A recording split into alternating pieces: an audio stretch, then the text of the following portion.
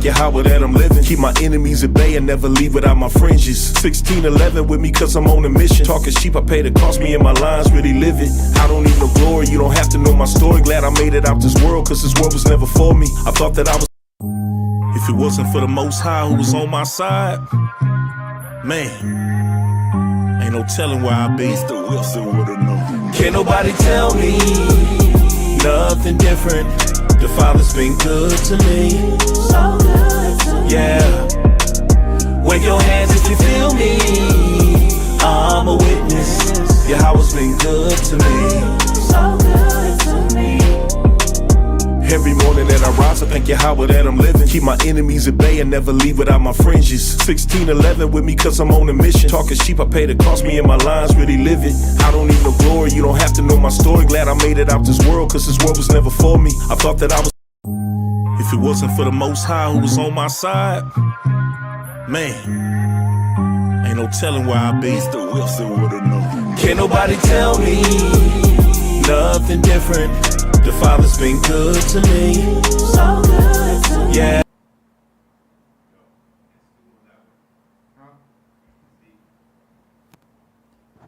Shalom, Israel. We're here with another segment of world history according to the Bible. With me, myself, Deacon Rakab, and we have our brother on his way up, Deacon Amon. Fortunately, we by ourselves today, so he's kind of doing a little bit of AV and a little bit of teaching. But today's title is Eli the priest and Samuel the prophet. Khan, that is correct.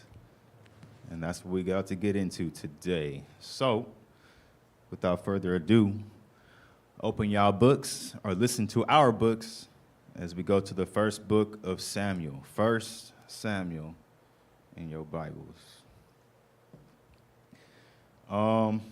So, kind of a recap. The last, actually not the last, but the last world history that was presented by me and previously by Shamar was in the book of Judges. So that time period has, well, that book is passed. The time period is not too far removed, you know, as far as the time of Eli and Samuel, who will come up shortly as well too. But you know, these are it's still the same spirit is still there. It's Israel kind of still getting things together. You know, the word of the Most High is for the most part scarce, so people are still kind of just figuring things out. Our people are still figuring things out, still a little hard-hearted and, you know, not too far removed from the time of the judges. But, you know, we'll get into this right now. Chapter 1, and you can read from verse 1, actually. The first book of Samuel, chapter 1 and verse 1. Now there was a certain man of Ramathaim, Zophim, of Mount Ephraim, and his name was Elkanah, the son of Jeroham, the son of Elihu, the son of Tohu, the son of Zuph, an Ephrathite. So this person, this father, is of the tribe of Ephraim. So they say Ephraim is the head of the northern kingdom for the most part because of the future dealings in 1st and 2nd Kings. But this particular man is an Ephraimite. Verse 2, and he had 2 wives. The name of the one was Hannah, and the name of the other Peninnah. And Peninnah had children, and Hannah had no children. And this man went up to his city yearly to worship and to sacrifice unto the Lord of hosts in Shiloh. And the 2 sons of Eli, Hophni and Phinehas, the priests of the Lord, were there. So at this particular time, which remember, this is before the construction of the temple by Solomon, and this is before This is before David had even proposed to making the temple. So at this point in time, the meeting ground was in Shiloh, as opposed to what we know, Jerusalem, where the temple will be built at. So that's just where the Most High was dealing and dwelling, and where he made his sacrifices, where people would make our sacrifices, and they would come like to keep Passover and tabernacles and Pentecost, 3 times in the year. This was the particular region. And this man had 2 wives. And read on.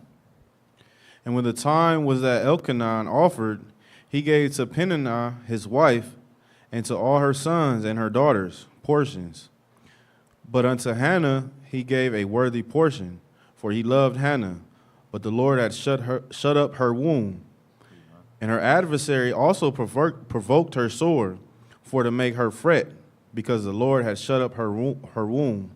So somewhat similar that we see in history. Whenever there's a situation where polygamy is involved, which is what's going on right here, this man Elkanah and his 2 wives, like Jacob and Rachel and Leah, there was a wife that was preferred and preferred more one than the other. But just like Jacob and Rachel for a time couldn't have kids, and that was the struggle that her and her sister was having. And this is the same exact thing that we see right here as well too. Peninnah couldn't have kids at this particular time with Elkanah, but the other wife did. So, but again, Elkanah preferred and loved Peninnah more than Hannah, but Hannah was given children. It's no different than Leah was given at the first more children, not even at the first, just in general, more children than Jacob. So we kind of have a balancing thing for the Most High, so that checks and balances are put into place within polygamy. Whether you can love your wives both equally, or if you prefer one than the other, the Most High is going to get that balance, just weight and balances out of that relationship. And that was what was going on right now between this situation right here. Read on. Verse 7, and as he did so year by year, when she went up to the house of the Lord, so she provoked her, therefore she wept and did not eat. Then said Elkanah her husband to her, Hannah, why weepest thou? And why eatest thou not? And why is thy heart grieved? Am not I better to thee than 10 sons? Meaning that he loved her more than she could have expected. But the thing with the women was, women at that particular time period, they wanted kids. Kids for women was like a crown of glory. Like that was just like in the world of femininity and females, that was an honorable thing. And for her to not have kids for this long, even though she received the most dearest love from her husband, her deepest desire also was to have kids.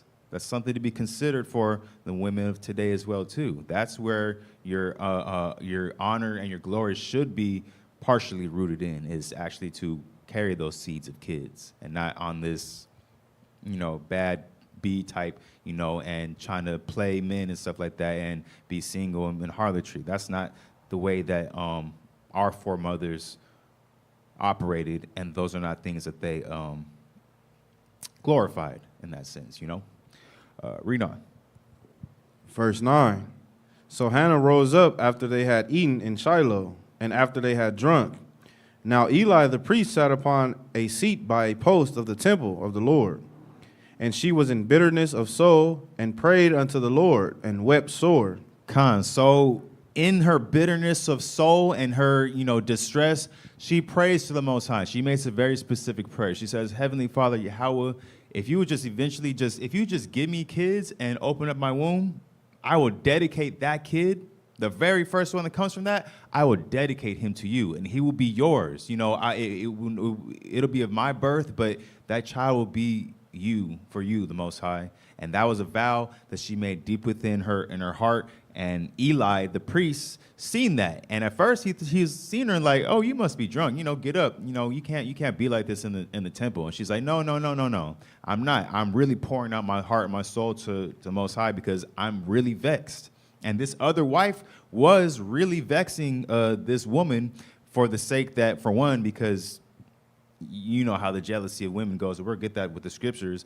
The fact that Elkanah did not love Hannah as much as Peninnah gave her, in her mind, the right to, slander and make fun of her for not having kids. And that hurt her. That hurt Peninnah. So that's why she cried out to the Most High for that reason. And in her patience and waiting, we'll see the gift that she would eventually receive.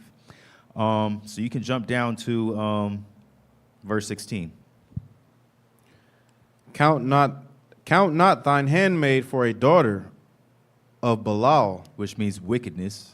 for out of the abundance of my complaint and grief have I spoken hitherto.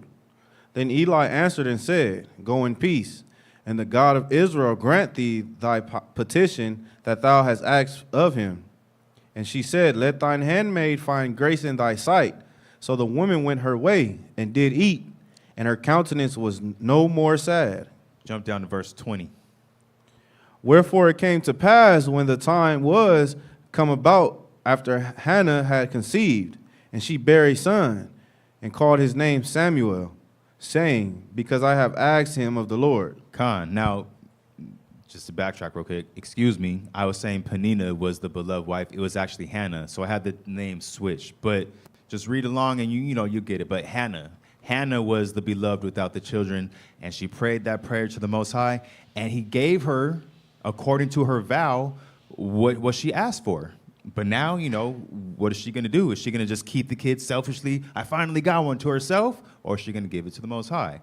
As a righteous woman who bitterly poured out her soul to the Most High, it's expected that she would keep her word end of the bargain to the Most High, as she did. Jump to verse 22. But Hannah went not up, for she said unto her husband, I will not go up until the child be weaned, and then I will bring him, that he may appear before the Lord, and there abide forever. According to the vow, correct. Read on. And Elkanah, her husband, said unto her, Do what seemeth thee good.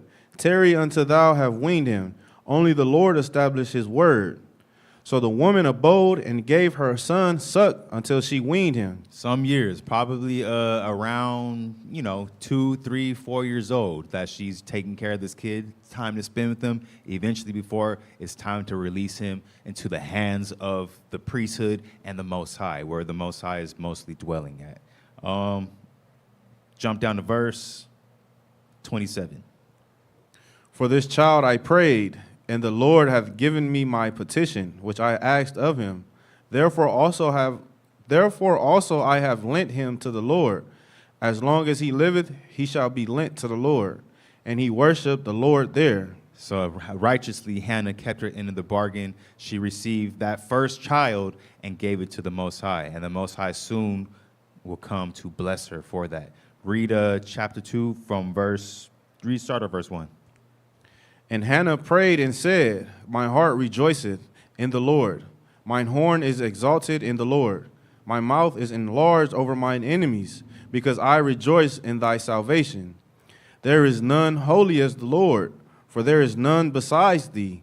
Neither is there any rock like our God. Talk no more so exceedingly proudly.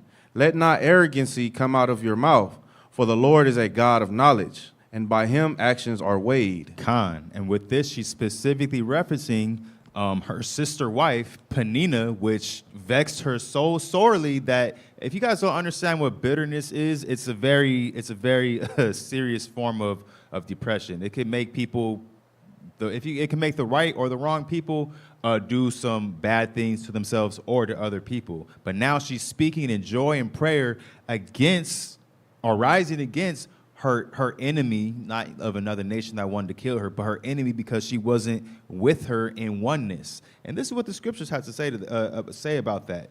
Go to the book of Sirach, if you got it. You do. Sirach, whatever your lingo and whatever your dialect may be, you still right. Jesus, Yahweh Shai, translations. Some are stronger than others, but as long as you understand the spirit behind the word, that's what's important. So go to Sirach. Yes, Iraq. Chapter 30. Yes, chapter 30. Or am I tripping?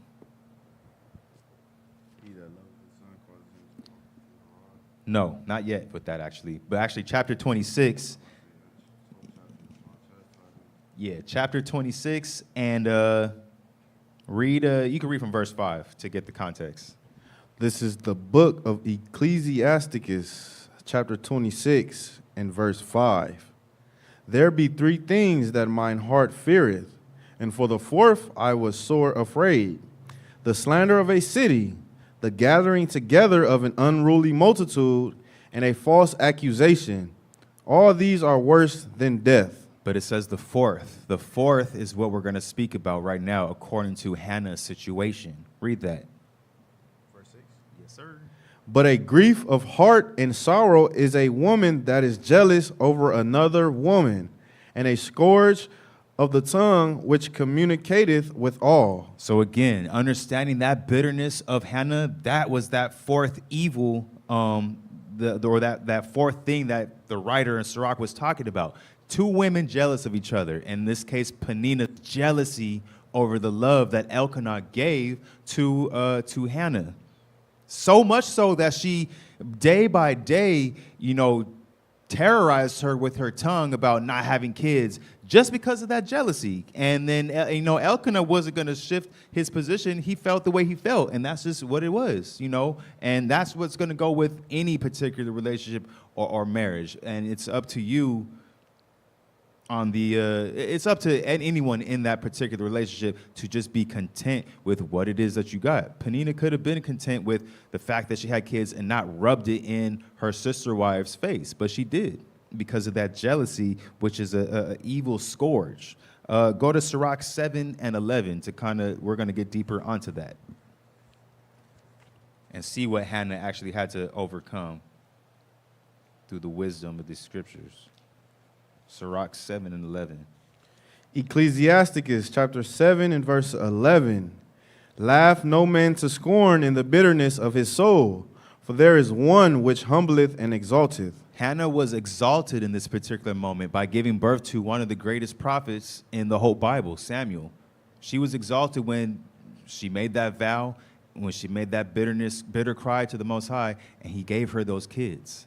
And that wasn't even the end of it.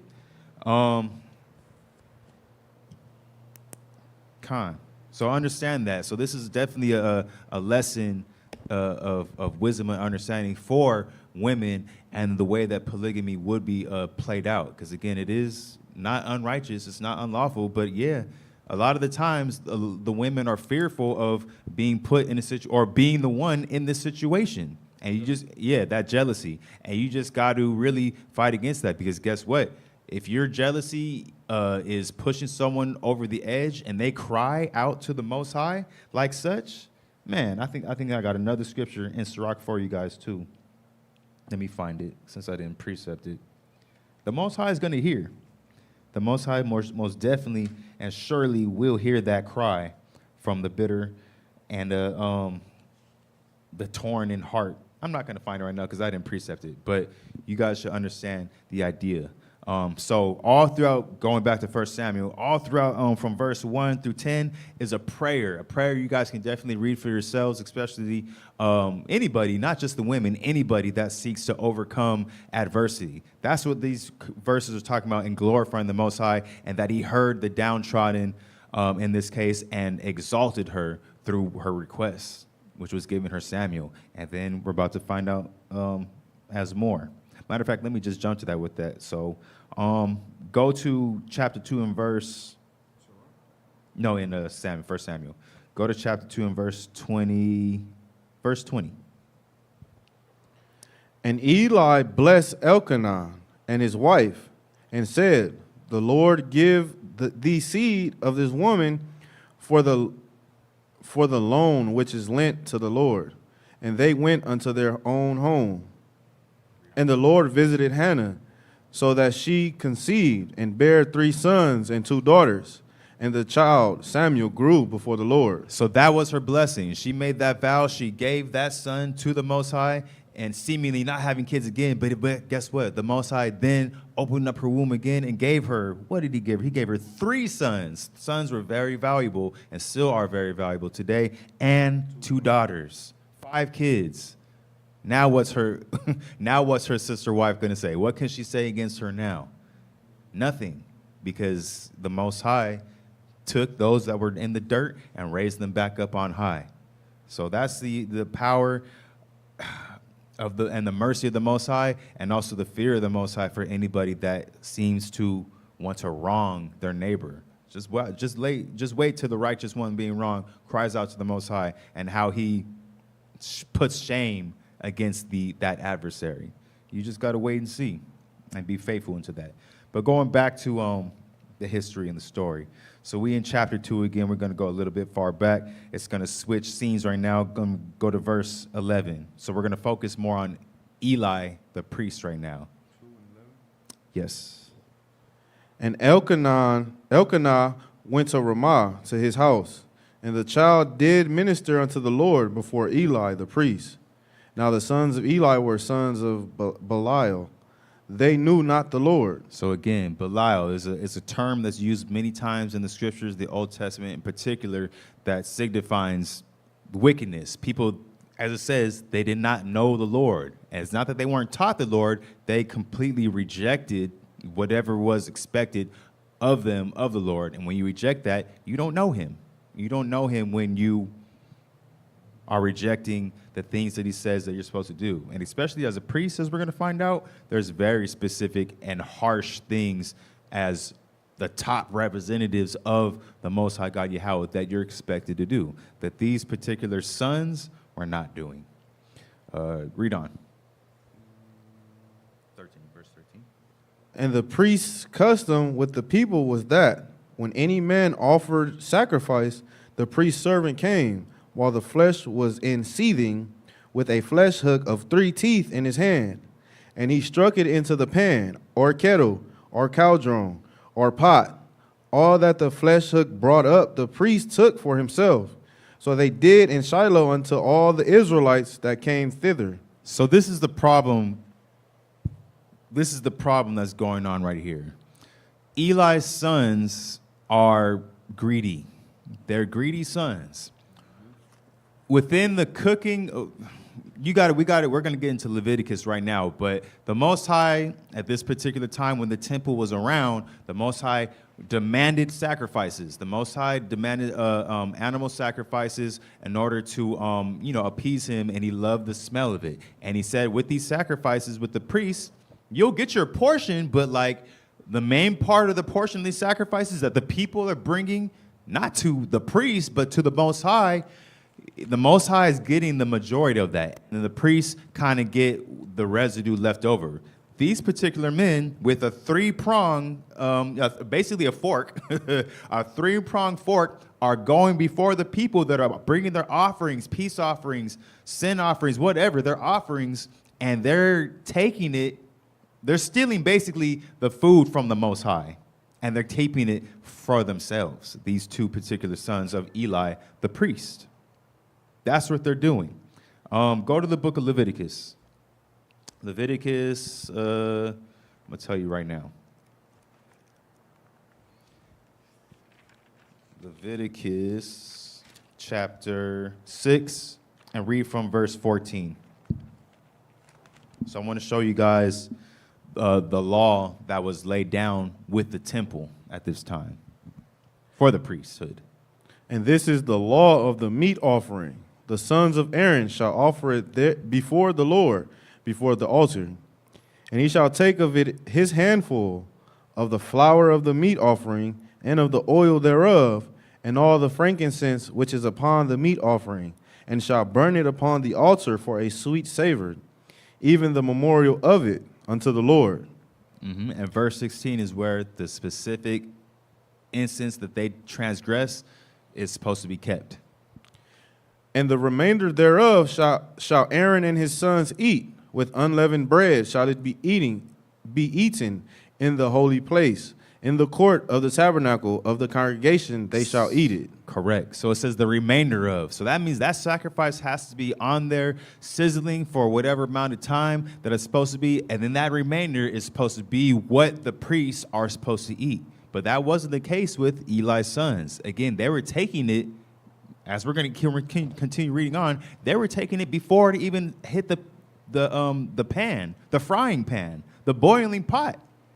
That was the greed that these sons had for themselves to fill their own bellies. Against, again, the stipulations that the Levite priests were supposed to keep to the offerings and the sacrifices to the Most High God Yahweh. That's a big slap to the face, if as we're going to find out. Go back to 1 Samuel, and you can read on from verse 15. So in addition to, this is also how they were going about taking the sacrifices of the people for themselves. 1 Samuel chapter 2 and verse 15. Also before they burnt the fat, the priest's servant came and said to the men that sacrificed, give flesh to roast for the priest, for he will not have sodden flesh of thee, but raw. Raw meaning that before it even gets in that oil to start simmering, just give me the whole big piece. Like, I don't want nothing burnt off of it. I want the whole thing. I don't want nothing to be lost. That's what they was telling the people. So that's what it meant by before it hit the pan, before they burnt the fat, and having it raw. Yes, sir. Read on.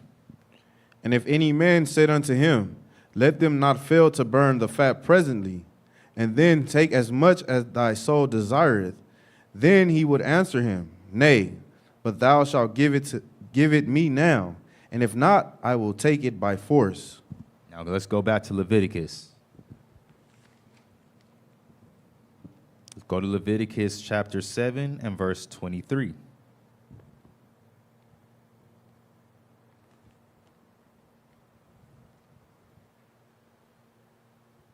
Speak unto the children of Israel, saying, ye shall eat no manner of fat, of ox, or of sheep, or of goat, and the fat of the beast that dieth of itself, and the fat of that which is torn with beasts, may be used in any other use, but ye shall in no wise eat of it.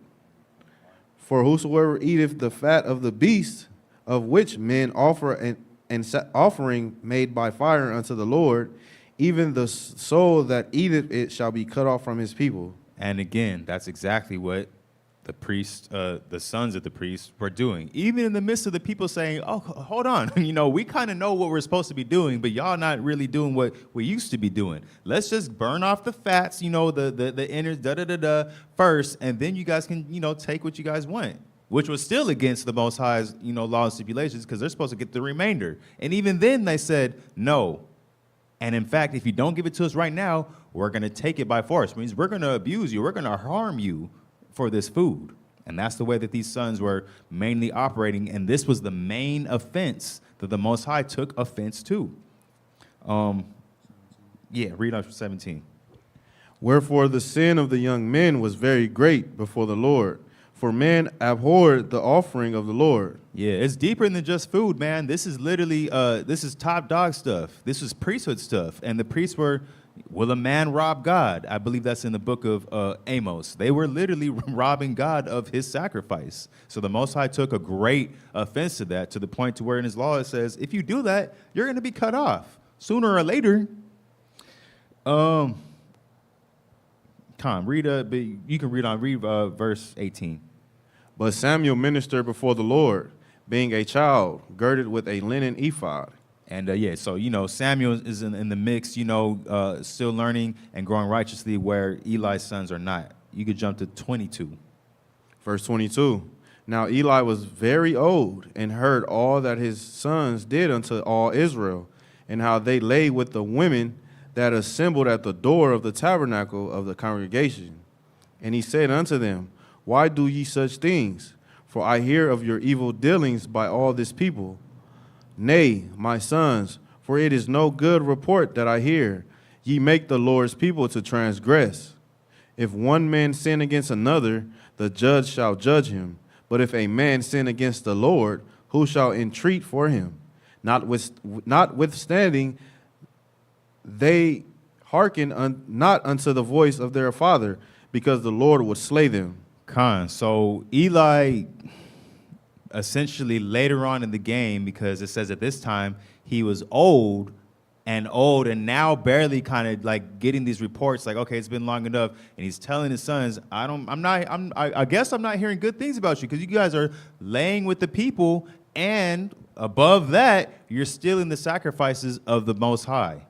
And these aren't good things. And that's why he says, look, if you sin against the people, which was them laying with, the women of the congregation, he's like, men are going to judge for that. But who can judge you and show you any type of mercy if you're stealing the offerings of the Most High God? That was the biggest offense that they was doing. And again, remember, this is all within the same time frame of the book of Judges, when all the tribes of Israel, including the Levites, the closest ones to the Most High, were doing what they sought best and what they thought was the best for themselves, what was right in their own eyes. And Eli didn't correct that. He didn't correct those things soon enough, as we're going to get in some wisdom in a second. But let's continue with the narrative. Read from verse 26. Yep. And the child Samuel grew on, and was in favor both with the Lord and also with men. And there came a man of God unto Eli, and said unto him, Thus saith the Lord, Did I plainly appear unto the house of thy father, when they were in Egypt, in Pharaoh's house? Jump to verse 29. Wherefore kick ye at my sacrifice and at mine offering, which I have commanded in my habitation, and honorest thy sons above me, to make yourselves fat with the chiefest of all the offerings of Israel, my people? So this man of God now has come to Eli. He's come to Eli himself, and now he's rebuking him and telling him, for all these times and so long, you have not corrected your sons, and again, specifically against the sin of taking the Most High's offerings, which means that whether you were partaking in them or not, you didn't do anything about it. And it was obvious, because you've been hearing things, and you didn't do anything to correct the matter. And that's what he says, like, you've honored your sons. Yeah, it says you've honored your sons more than me. Now, this is a problem when it comes to us living in the covenant of the Most High in our community, and honoring the Most High, and how to deal with our kids. Go to the book of Sirach.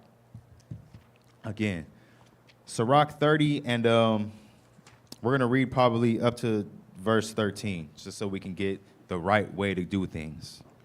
Ecclesiasticus chapter 30 and verse 1. He that loveth his son causeth him oft to feel the rod, that he may have joy of him in the end. He that chastiseth his son shall have joy in him, and shall rejoice of him among his acquaintance. So this is what should have been happening. Whatever the level of punishment that should have been made, that's what Eli should have been given to his two sons that were Levite priests as well too. The stealing, the robbery of the Most High's offering never should have happened, or never should have happened more than once. But this is something that just got led on and on for years upon years. And eventually, this is the man that Eli became like to his sons. Read on in that Sirach, please. Verse 3. He that teacheth his son grieveth the enemy, and before his friends he shall rejoice of him. Though his father die, yet he is as though he were not dead, for he hath left one behind him that is like himself.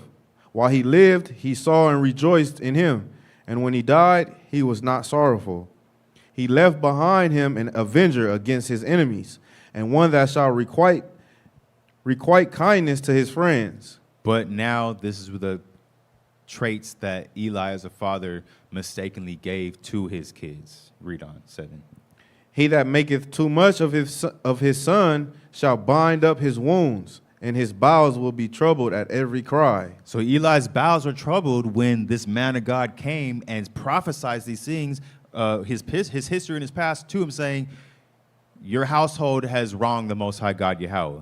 That's trouble in the bowels to hear that from anybody that the Spirit of the Most High has raised against you. Read on. Verse 8. And horse not broken becometh headstrong, and a child left to himself will be willful. Conquer thy child, and he shall make thee afraid.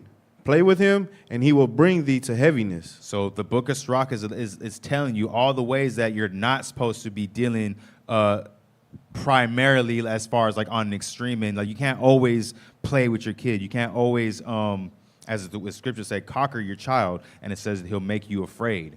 Basically, you're giving your kids power and control over you in that regards. Read on. Verse 10, laugh not with him, lest thou have sorrow with him, and lest thou gnash thy teeth in the end.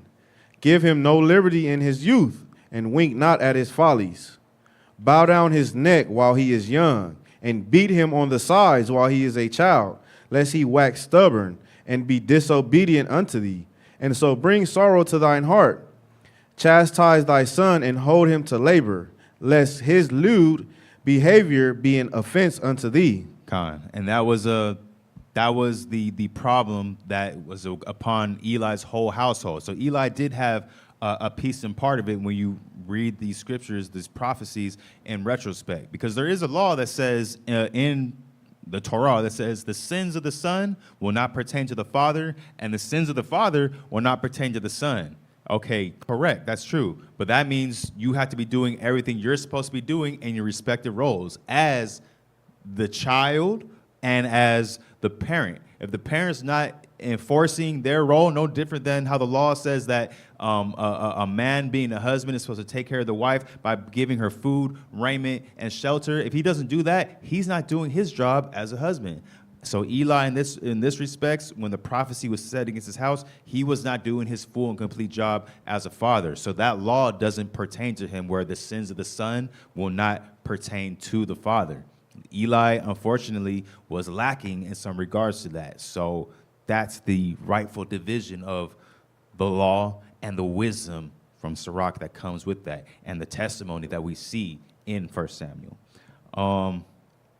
So without having to read all the speakings of the man of God against Eli, we're going to kind of summarize that. So he's basically prophesying unto Eli, saying, look, because this thing happened, your two sons are going to die at the same time. You're going to find out how later on in the future. And you yourself, your whole household, your household's not going to get cut off, but you're never going to have an aged and elderly man within your whole household, which means eventually when you die, your household is never going to have people that are going to reach 60. Your household will survive, but you're never going to have anybody within your particular family line that's going to be older than 60. And that was the prophecy, or the curse, rather, that the man of God proclaimed unto Eli's whole household. And he had to accept that, especially being in the position that he was in. So all that being said, Samuel is still in the midst of the priesthood and still growing in his wisdom and growing in his tapping into the Most High God, Yahweh. And that's where we jump into chapter 3 and verse 1. Yep.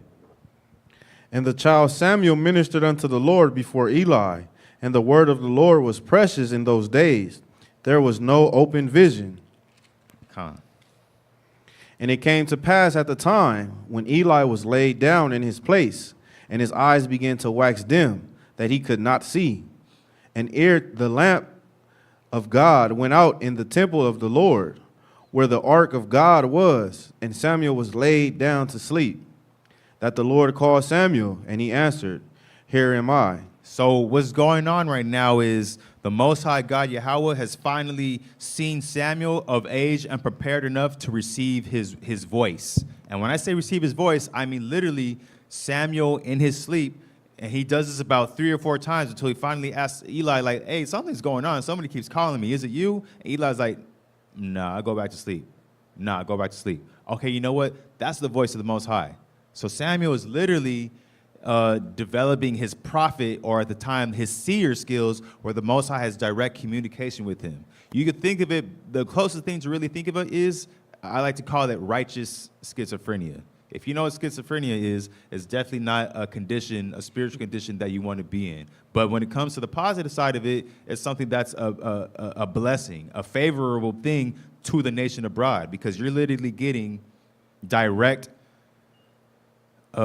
psychic, if you will, communications from the Most High God, Yahweh. and particularly a voice. Jump to verse 7. Now Samuel did not yet know the Lord, neither was the word of the Lord yet revealed unto him. And the Lord called Samuel again the third time, and he arose and went to Eli and said, Here am I, for thou did call me. And Eli perceived that the Lord had called the child. Therefore Eli said unto Samuel, Go, lie down, and it shall be, if he call thee, that thou shalt say, Speak, Lord, for thy servant heareth. So Samuel went and laid down in his place. So at this time, the third time that the Most High is calling unto Samuel from his dreamscape, Eli recognizes that, okay, this is definitely a spiritual thing that's going on. So do this, stone that, and then answer the Most High God and see what he's going to tell you. And now what the Most High tells Samuel is essentially the same thing that the man of God earlier spoke and prophesied to Eli and his household. Now Samuel's receiving the same thing. So that conversation happens between him and the Most High, and then Samuel, first afraid, because Eli's like, what did you hear? What did the Most High tell you? And he's first afraid, but eventually Eli convinces him to tell him what it was that the Most High spoke, which again was the same thing that the man of God had told Eli, which is, hey, you haven't been doing right to me as a priest unto me with your kids and such like that, and this is what's going to happen to your household in due time and due season. And Eli had to be like, it's everything that the Most High says is good, so I got to accept it. Read that from verse. Read verse 17. And he said, What is the thing that the Lord hath said unto thee? I pray thee, hide it not from me. God do so to thee, and more also, if thou hide anything from me of all the things that he said unto thee. And Samuel told him every whit, and hid nothing from him. And he said, It is the Lord. Let him do what seemeth him good. So again, him accepting the prophecy or the fate of the Most High. And again, this is the second time it's been revealed unto him. Read on. And Samuel grew, and the Lord was with him, and did let none of his words fall to the ground. And all Israel from Dan even to Beersheba knew that Samuel was established to be a prophet of the Lord. And the Lord appeared again in Shiloh, for the Lord revealed himself to Samuel in Shiloh by the word of the Lord. So again, Samuel is still growing. He's keeping the prophecies of the Most High. He's getting used to the communications, and now he's somebody that the people within the priesthood are going to so they can receive direction. Again, Samuel was like the only one that was getting that type of direction, no different than in the book of Judges, where the judges themselves were not only men of war and salvation, but they were also men that and women that received the word of the Most High and his direction in order to go about doing things. Samuel is now in that same position. But just like being in that same position, like in the book of Judges, how can I say this?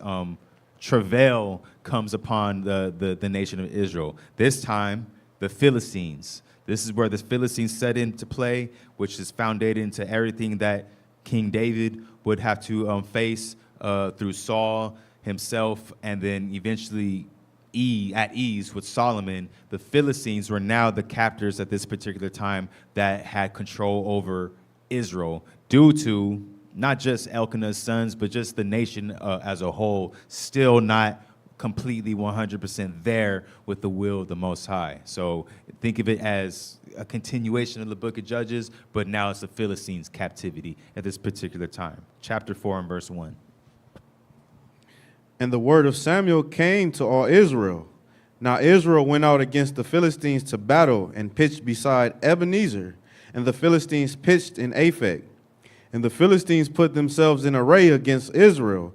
And when they joined battle, Israel was smitten before the Philistines, and they slew of the army in the field about 4,000 men.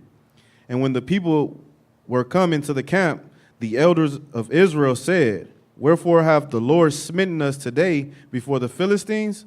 Let us fetch the ark of the covenant of the Lord out of Shiloh unto us, that when it come among us, it may save us out of the hand of our enemies. So the You can read one more verse. So the people sent to Shiloh, that they might bring from thence the ark of the covenant of the Lord of hosts, which dwelleth between cherubims, and the two sons of Eli, Hophni and Phinehas, were there with the ark of the covenant of the Most High.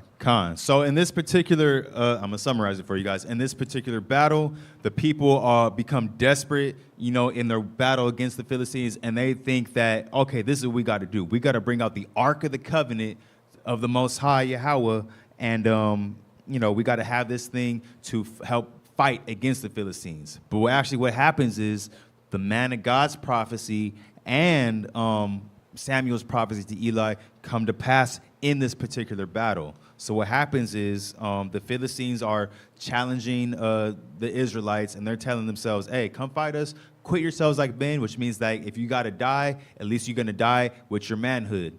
Come fight against us. And that's what Israel did. But they lost, or our forefathers, we lost this particular battle. And also what else we lost was the Ark of the Covenant.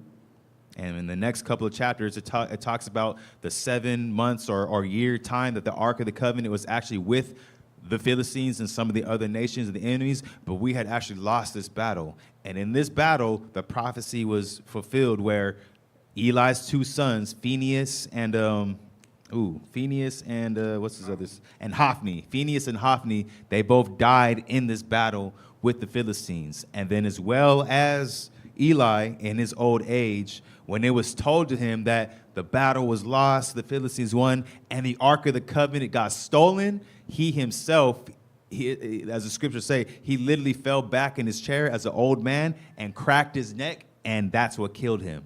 And that was the judgment that the Most High put upon the house of Eli, while at the same time losing that war, that battle, and losing the Ark of the Covenant to the other nations for some seasons. I believe it says 7 months within chapter 5 or 6, but that and some change was how long that ark had been missing. Go down to verse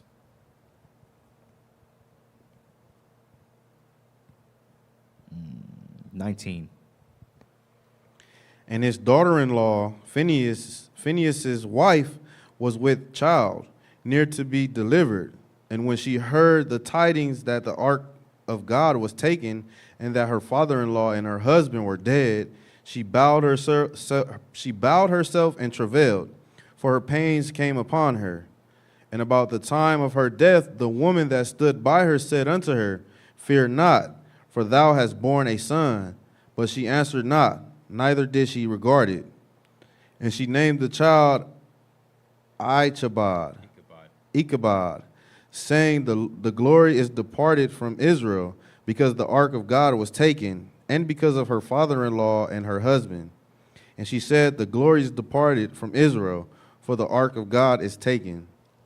So all these seasons passed. Definitely read chapter 5 and chapter 6 for you guys self too. It's an interesting revelation. But all the way in chapter 7 was when the time came back to where the redemption of Israel was slightly made, and Samuel was in the midst in his older age. And then the next battle with the Philistines was actually a battle that was won, and the ark actually was received back into Israel. So you can go to chapter 7 and read verse from 7 down.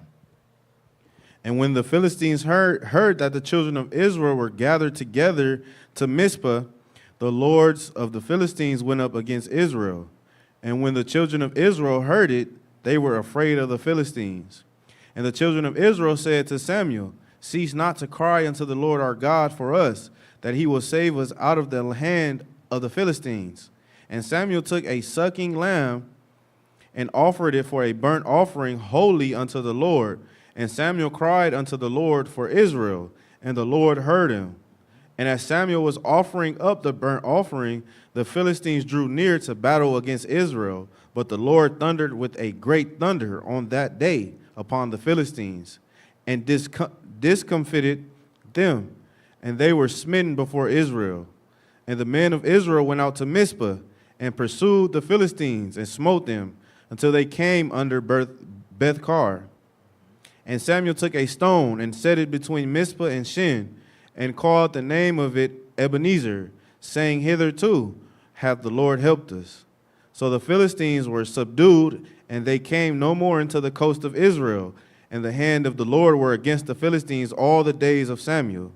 And the cities which the Philistines had taken from Israel were restored to Israel, from Ekron even unto Gath.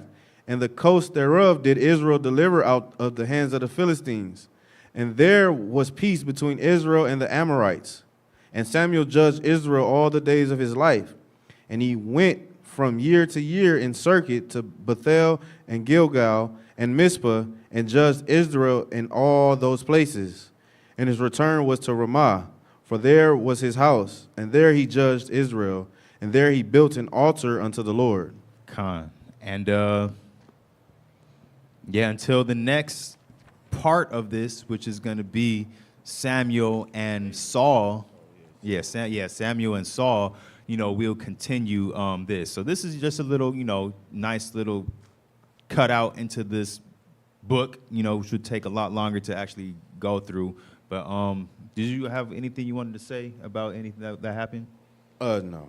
No? Okay, cool. So until the next time that we continue the world history, man, stay tuned, because most high willing, we're going to pick upon the narrative and get the wisdom that's written in all the places in the scriptures, like in Sirach or wherever else it may be, to understand just the mind state, the spirit, the intent, and the heart of everything that was going on, so that we have something to lean back upon, because they say hindsight is 20/20 when you learn from your mistakes or others. We definitely have this for ourselves to better ourselves in these days that we're in. So appreciate the tuning in, the listening, the reading, and the understanding for us all, and another segment of True Nation World History. And you can. I also just want to add that brothers and sisters, pay attention to this history, because if you understand the scriptures say that there is nothing new under the sun. What goes around comes around. And having a better understanding of this history of the Bible, it can kind of help you navigate through the life that you live in now, which is trying to be in righteousness. So the history can teach us a lot about how to deal with one another, because all of us have familiar spirits. Regeneration is real. So just pay attention more to the details of this history, because it'll guide you through this walk. But that's all I got to say. And with that, again, Shalom.